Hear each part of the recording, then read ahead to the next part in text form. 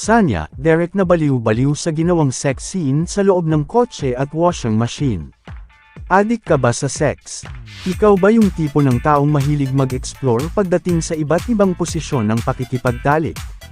Yes or no man ang sagot nyo sa mga tanong na yan, siguradong makaka-relate kayo sa bagong pasabog na pelikula ng Regal Entertainment na pagbibidahan nina Derek Monasterio at Sanya Lopez.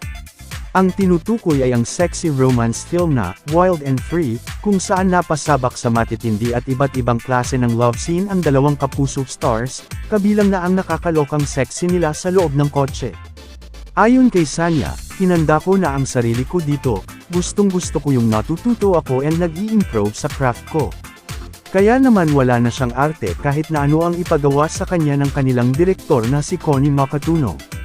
Okay ako kay Derek kahit anong gawin at pag-usapan namin. Kahit dirty talks I can discuss with him because we are both naughty, we are both wild and free. Matagal na kaming magkakilala at mas nagkakilala pa kami, dagdag ni Sanya. Ayon naman kay Derek, lahat ng ginawa nilang love scene sa pelikula ay lumabas na realistic. Makikita ninyo sa mga eksena namin sa movie, the love-making scenes are so sexy, I think nagawa namin yun together ng maganda. Isa sa favorite raw ni Derek ay ang love-making scene nila ni Sanya sa ibabaw ng washing machine. Hindi ko ma-imagine that normal people do that, tapos yung sa car scene marami raw nakarelate. Derek is just happy to act opposite Sanya in their first daring roles ever. Sanya has a sexy character, has seductive eyes and is alluring. Tempting talaga because she has a very pretty face and sexy body. Okay ako kay Derek kahit anong gawin at pag-usapan namin. Kahit dirty talks I can discuss with him because we are both naughty, we are both wild and free. Matagal na kaming magkakilala at mas nagkakilala pa kami, dagdag ni Sanya. Ayon naman kay Derek, lahat ng ginawa nilang love scene sa pelikula ay lumabas na realistic. Makikita ninyo sa mga eksena namin sa movie, the love-making scenes are so sexy, I think nagawa namin yun together ng maganda. Isa sa favorite raw ni Derek ay ang love-making scene nila ni Sanya sa ibabaw ng washing machine. Hindi ko ma-imagine that normal people do that, tapos yung sa car scene marami raw nakarelate. Derek is just happy to act opposite Sanya in their first daring roles ever. Sanya has a sexy character, has seductive eyes and is alluring.